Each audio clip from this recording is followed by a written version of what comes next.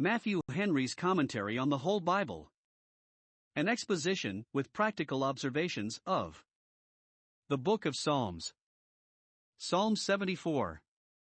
This psalm does so particularly describe the destruction of Jerusalem and the temple by Nebuchadnezzar and the army of the Chaldeans, and can so be applied to any other event we meet with in the Jewish history, that interpreters incline to think that either it was penned by David or Asaph in David's time, with a prophetical reference to that sad event, which yet is not so probable, or that it was penned by another Asaph, who lived at the time of the captivity, or by Jeremiah, for it is of a piece with his Lamentations, or some other prophet, and, after the return out of captivity, was delivered to the sons of Asaph, who were called by his name, for the public service of the church. That was the most eminent family of the singers in Ezra's time. See Ezra 2 verse 41, 3 verse 10, Nehemiah 11 verses 17 and 22, 12:35, 46.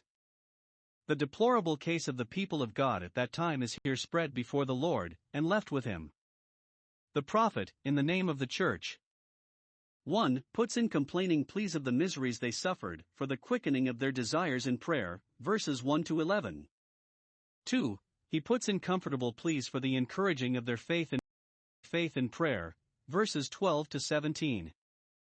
3. He concludes with divers petitions to God for deliverances, verses 18 to 23.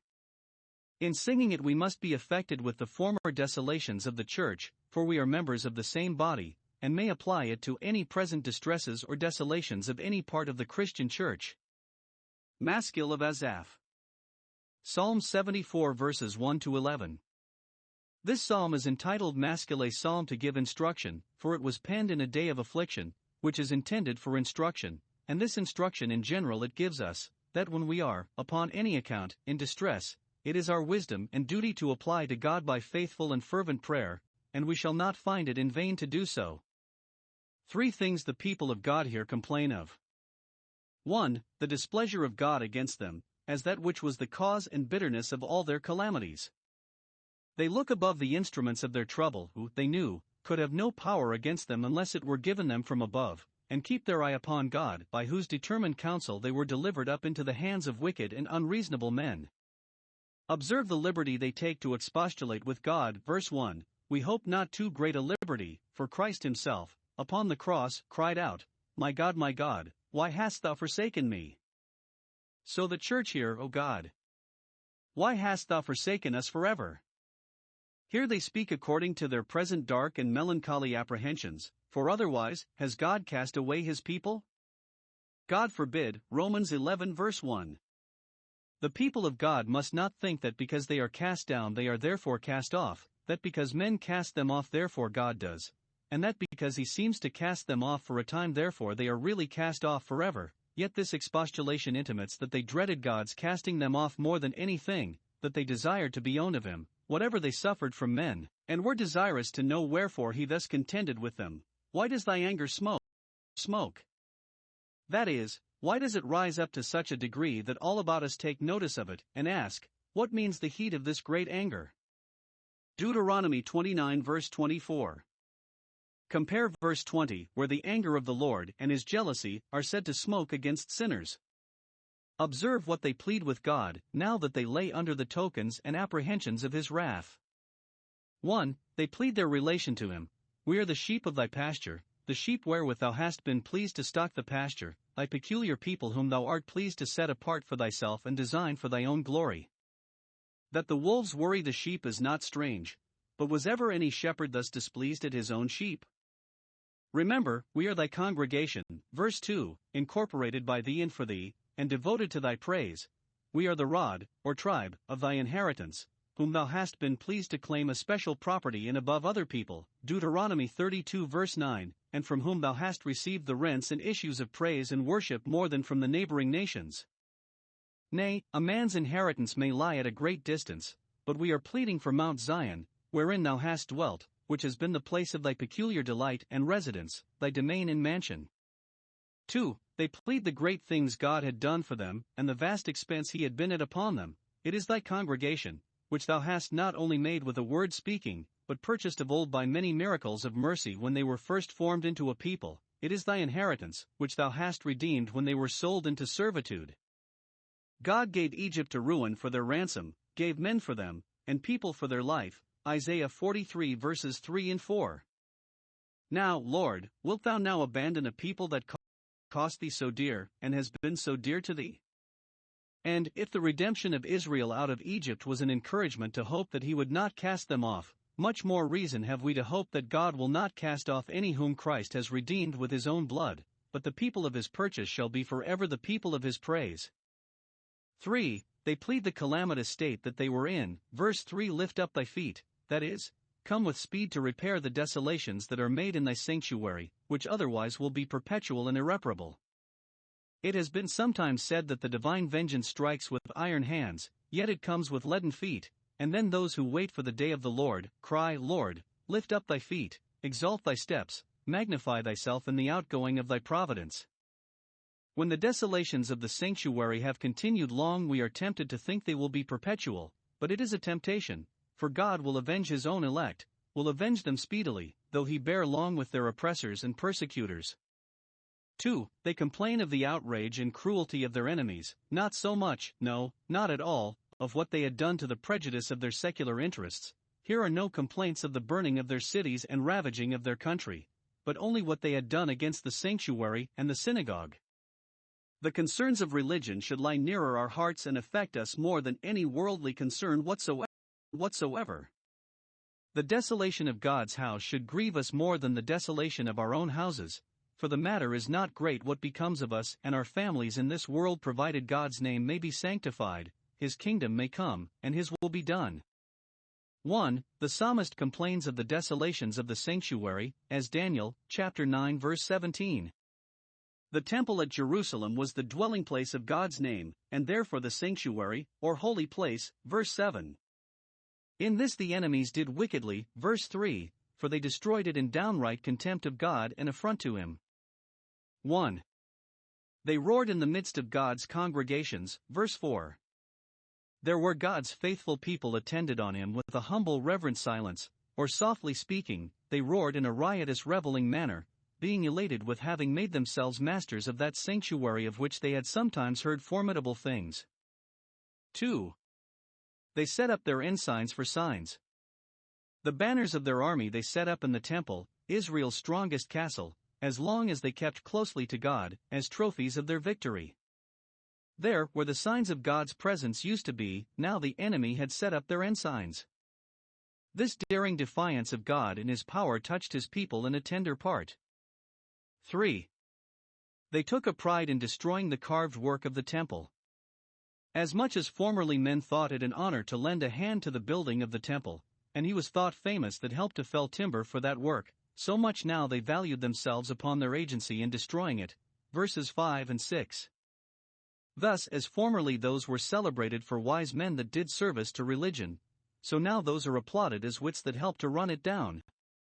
Some read it thus: they show themselves as one that lifts up axes on high in a thicket of trees, for so do they break down the carved work of the temple. They make no more scruple of breaking down the rich wainscot of the temple than woodcutters do of hewing trees in the forest. Such indignation have they at the sanctuary that the most curious carving that ever was seen is beaten down by the common soldiers without any regard had to it, either as a dedicated thing or as a piece of exquisite art. 4. They set fire to it, and so violated or destroyed it to the ground. Verse 7. The Chaldeans burnt the house of God, that stately costly fabric. 2 Chronicles 36 verse 19. And the Romans left not their one stone upon another. Matthew 24 verse 2, raising it, even to the foundations, till Zion, the holy mountain, was by Titus Vespasian plowed as a field. 2. He complains of the desolations of the synagogues, or schools of the prophets, which, before the captivity, were in use, though much more afterwards. There God's word was read and expounded, and his name praised and called upon, without altars or sacrifices.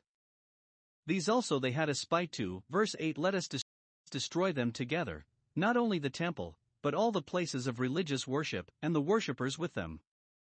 Let us destroy them together, let them be consumed in the same flame. Pursuant to this impious resolve they burnt up all the synagogues of God in the land, and laid them all waste. So great was their rage against religion that the religious houses, because religious, were all leveled with the ground, that God's worshippers might not glorify God and edify one another by meeting in solemn assemblies.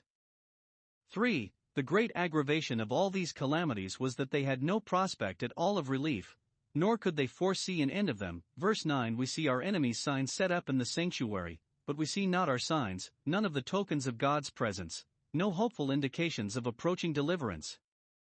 There is no more any prophet to tell us how long the trouble will last, and when things concerning us shall have an end, that the hope of an issue at last may support us under our troubles. In the captivity in Babylon they had prophets, and had been told how long the captivity should continue, but the day was cloudy and dark, Ezekiel 34 verse 12, and they had not as yet the comfort of these gracious discoveries. God spoke once, yet twice, good words and comfortable words, but they perceived them not. Observe, they do not complain, we see not our armies, there are no men of war to command our forces, nor any to go forth with our hosts, but no prophets, none to tell us how long. This puts them upon expostulating with God, as delaying.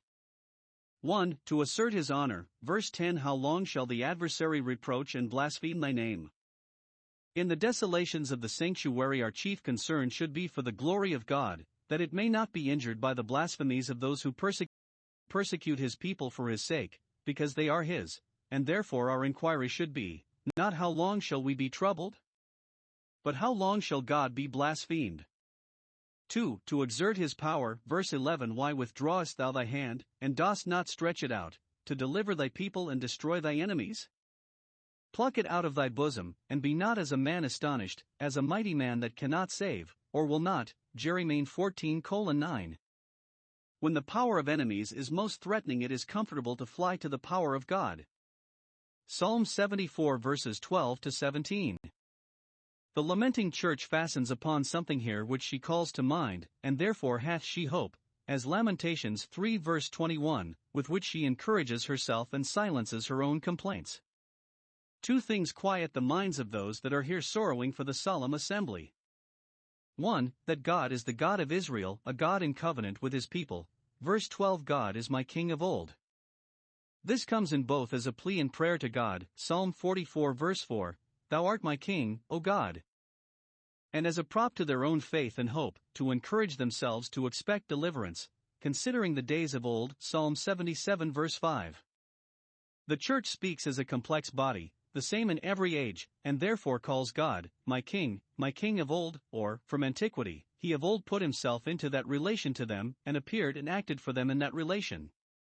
As Israel's king, he wrought salvation in the midst of the nations of the earth, for what he did, in the government of the world, tended towards the salvation of his church. Several things are here mentioned which God had done for his people as their king of old, which encouraged them to commit themselves to him and depend upon him. 1. He had divided the sea before them when they came out of Egypt, not by the strength of Moses or his rod, but by his own strength, and he that could do anything. 2. He had destroyed Pharaoh and the Egyptians. Pharaoh was the Leviathan, the Egyptians were the dragons, fierce and cruel. Observe. 1. The victory obtained over these enemies. God broke their heads, baffled their politics, as when Israel, the more they were afflicted by them, multiplied the more. God crushed their powers, though complicated, ruined their country by 10 plagues, and at last drowned them all in the Red Sea. This is Pharaoh and all his multitude, Ezekiel 31 verse 18.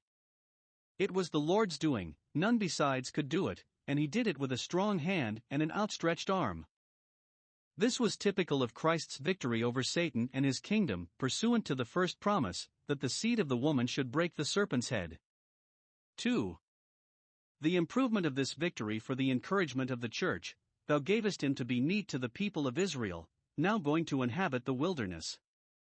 The spoil of the Egyptians enriched them, they stripped their slain, and so got the Egyptians arms and weapons, as before they had got their jewels. Or rather, this providence was meat to their faith and hope, to support and encourage them in reference to the other difficulties they were likely to meet with in the wilderness. It was part of the spiritual meat which they were all made to eat of. Note, the breaking of the heads of the church's enemies is the joy and strength of the hearts of the church's friends. Thus the companions make a banquet even of Leviathan, Job 41 verse 6. 3. God had both ways altered the course of nature, both in fetching streams out of the rock and turning streams into rock, verse 15. 1. He had dissolved the rock into waters, thou didst bring out the fountain and the flood, so some read it, and every one knows whence it was brought, out of the rock, out of the flinty rock. Let this never be forgotten, but let it especially be remembered that the rock was Christ, and the waters out of it were spiritual drink. 2. He had congealed the waters into rock, thou driedst up mighty rapid rivers, Jordan particularly at the time when it overflowed all its banks. He that did these things could now deliver his oppressed people, and break the yoke of the oppressors, as he had done formerly, nay, he would do it, for his justice and goodness, his wisdom and truth, are still the same as well as his power. 2. That the God of Israel is the God of nature, verses 16 and 17. It is he that orders the regular successions and revolutions. 1. Of day and night. He is the Lord of all time. The evening and the morning are of his ordaining. It is he that opens the eyelids of the morning light, and draws the curtains of the evening shadow. He has prepared the moon and the sun, so some read it, the two great lights, to rule by day and by night alternately. The preparing of them denotes their constant readiness and exact observance of their time, which they never miss a moment. 2. Of summer and winter, thou hast appointed all the bounds of the earth, and the different climates of its several regions, for thou hast made summer and winter, the frigid and the torrid zones, or rather, the constant revolutions of the year, and its several seasons. Herein we are to acknowledge God, from whom all the laws and powers of nature are derived. But how does this come in here? 1. He that had power at first to settle, and still to preserve, this course of nature by the diurnal and annual motions of the heavenly bodies, has certainly all power both to save and to destroy, and with him nothing is impossible, nor are any difficulties or oppositions insuperable. 2. He that is faithful to his covenant with the day, and with the night, and preserves the ordinances of heaven inviolable will certainly make good his promise to his people, and never cast off those whom he has chosen. Jeremiah 31 verses 35 and 36, and Jeremiah 33 verses 20 and 21. His covenant with Abraham and his seed is as firm as that with Noah and his sons, Genesis 8 verse 21. 3. Day and night, summer and winter, being counterchanged in the course of nature, throughout all the borders of the earth, we can expect no other than that trouble and peace, prosperity and adversity, should be, in like manner, counterchanged in all the borders of the church. We have as much reason to expect affliction as to expect night and winter. But we have then no more reason to despair of the return of comfort than we have to despair of day and summer. Psalm 74 verses 18 to 23. The psalmist here, in the name of the church, most earnestly begs that God would appear for them against their enemies, and put an end to their present troubles. To encourage his own faith, he interests God in this matter. Verse 22. Arise, O God! Plead thy own cause. This we may be sure he will do, for he is jealous for his own honor. Whatever is his own cause he will plead it with a strong hand, will appear against those that oppose it, and with and for those that cordially espouse it. He will arise and plead it, though for a time he seems to neglect it. He will stir up himself, will manifest himself, will do his own work in his own time. Note, the cause of religion is God's own cause, and he will certainly plead it. Now, to make it out that the cause is God's, he pleads. 1. That the persecutors are God's sworn enemies. Lord, they have not only abused us, but they have been, and are, abusive to thee. What is done against us, for thy sake, does, by consequence, reflect upon thee. But that is not all, they have directly and immediately reproached thee, and blasphemed thy name. Verse 18. This was that which they roared in the sanctuary. They triumphed as if they had now got the mastery of the God is Israel, of whom they had heard such great things. As nothing grieves the saints more than to hear God's name blasphemed, so nothing encourages them more to hope that God will appear against their enemies than when they have arrived at such a pitch of wickedness as to reproach God himself. This fills the measure of their sins apace and hastens their ruin. The psalmist insists much upon this. We dare not answer their reproaches. Lord, do thou answer them. Remember that the foolish people have blasphemed thy name. Verse 18. and that still the foolish man reproaches thee daily. Observe the character of those that reproach God, they are foolish. As atheism is folly, Psalm 14 verse 1, profaneness and blasphemy are no less so. Perhaps those are cried up as the wits of the age that ridicule religion and sacred things, but really they are the greatest fools, and will shortly be made to appear so before all the world. And yet see their malice, they reproach God daily, as constantly as his faithful worshippers pray to him and praise him. See their impudence, they do not hide their blasphemous thoughts in their own bosoms, but proclaim them with a loud voice. Forget not the voice of thy enemies, verse 23, and this with a daring defiance of divine justice, they rise up against thee, and by their blasphemies even wage war with heaven, and take up arms against the Almighty. Their noise and tumult ascend continually, so some, as the cry of Sodom, came up before God, calling for vengeance, Genesis 18 verse 21. It increases continually, so we read it, they grow worse and worse, and are hardened in their impieties by their successes. Now, Lord, remember this, do not forget it. God needs not to be put in remembrance by us of what he has to do, but thus we must show our concern for his honor and believe that he will vindicate us. 2. That the persecuted are his covenant people. 1. See what distress they are in. They have fallen into the hands of the multitude of the wicked, verse 19. How are those increased that trouble them? There is no standing before an enraged multitude, especially like these, armed with power, and, as they are numerous, so they are barbarous. The dark places of the earth are full of the habitations of cruelty. The land of the Chaldeans, where there was none of the light of the knowledge of the true God, though otherwise it was famed for learning and arts, was indeed a dark place. The inhabitants of it were alienated from the life of God through the ignorance that was in them, and therefore they were cruel. Where there was no true divinity, there was scarcely to be found common humanity. They were especially cruel to the people of God. Certainly those have no knowledge who eat them up, Psalm 14 verse 4. They are oppressed, verse 21, because they are poor and unable to help themselves. They are oppressed, and so impoverished and made poor. 2. See what reason they had to hope that God would appear for their relief, and not suffer them to be always thus trampled upon.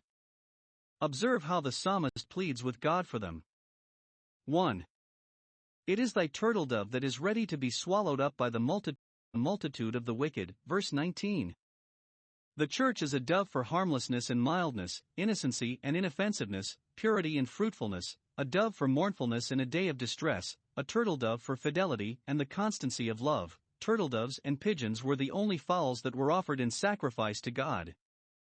Shall thy turtle dove, that is true to thee and devoted to thy honor, be delivered, its life and soul and all, into the hand of the multitude of the wicked, to whom it will soon become an easy and acceptable prey? Lord, it will be thy honor to help the weak, especially to help thy own. 2.